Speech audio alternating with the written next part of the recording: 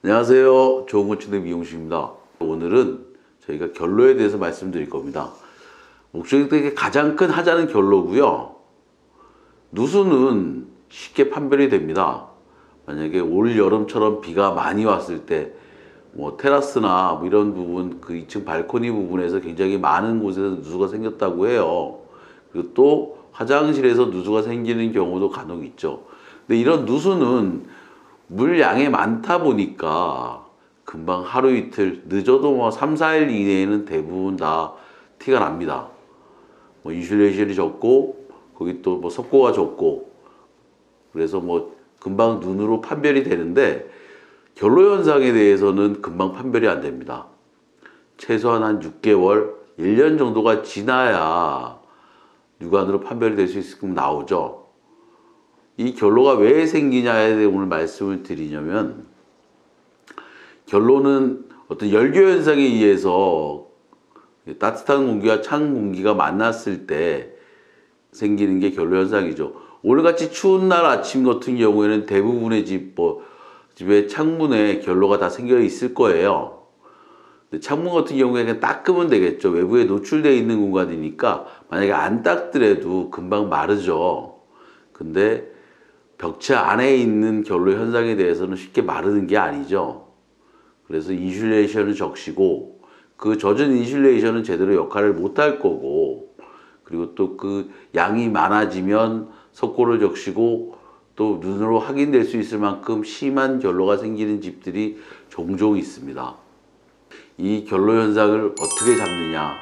쉽게 말씀드리면은 첫 번째는 단열입니다. 인슐레이션을 제대로 시공을 안 했을 때 생기는 현상들이죠. 지금 사진에 보시면 비교적 인슐레이션이 잘 시공되어 있습니다. 근데 여기 지금 거뭇거뭇하게 인슐레이션을 곰팡이가 써 있는 모습들이 보이죠. 이 모습들은 저 안에서 결로가 생겨서 인슐레이션을 적신 현상입니다. 비교적 잘 시공되어 있지만에도 불구하고 결로 현상이 생기는 이유는 작은 틈으로 인해 요 사이사이에 작은 틈들이 열기가 빠져나가면서 외부의 찬 공기와 만나면서 그 지붕면에서, 천장면에, 합판면에 분명히 저 인슐레이션을 다 뜯어보면 합판은 많이 썩어 있고, 그리고 축축해져 있을 겁니다. 정말 천장면에 있어서는 단열재 시공을 꼼꼼히 해야 되는 것들이고, 또 아무리 꼼꼼히 해도 전혀 외기로 인해서 완벽하게 차단되지는 않습니다. 인슐레이션 자체가 완벽히 부풀어 나거나 빈 공간을 완벽히 메우지는 못하거든요.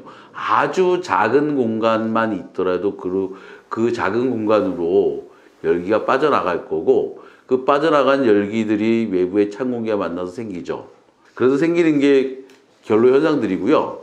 저걸 더 완벽하게 차단하기 위해서는 가장 쉬운 방법은 우레탄 폼입니다. 우레탄 폼으로 인슐레이션이 서로 만나는 지점들 부분에 최대한 바깥으로 외부와 공기가 접촉을 덜 하게끔 꼼꼼히 싸주는 게 가장 중요하다고 생각이 들고요.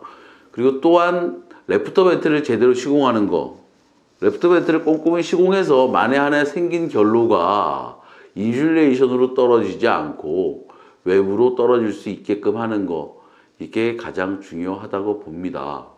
그러니까 눈으로 잘 판별이 되면 쉽게 뜯어서, 잘못됐거나 뜯어서 다시 재시공하고 하면 되는데, 그게 육안으로 잘 판별이 안 되기 때문에 가장 큰 문제죠.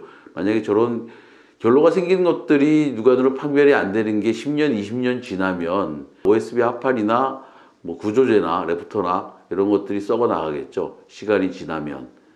제대로 안 된 현장을 저희가 하자 보수를 들어가서 본 현장의 사진입니다. 지금 보시면 함수율이 한 60%까지 나와요. 일반적으로 구조재가 19% 정도 이하의 함수율을 맞춰져 나온 것들인데, 저게 결로 현상으로 인해서 60%까지 완전히 물에 푹 젖어 있다라고 봐야겠죠. 시간이 지나면 사진에 보는 것 같이 다 썩어서 저건 손으로 그냥 이렇게 손톱으로 파도 다 으스러지는 현상이 나옵니다. 이런 현상을 최대한 줄이기 위해서는 단열재 시공을 최대한 꼼꼼히 하고, 빈 공간들은 우레탄 폼으로 잘 메워주고, 또 레프터 벤트를 제대로 잘 시공해 주는 게 가장 중요하다고 생각합니다.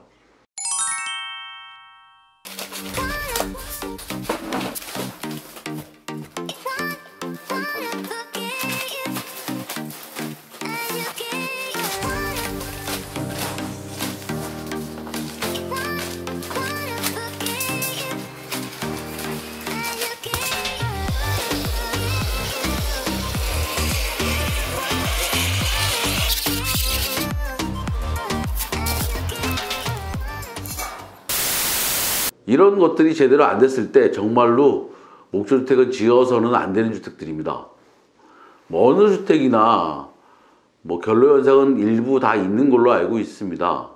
근데 그 결로현상이 있을 때 가장 크게 문제가 되는 주택은 철근 콘크리트 경량 철골보다 목조주택이 가장 심합니다.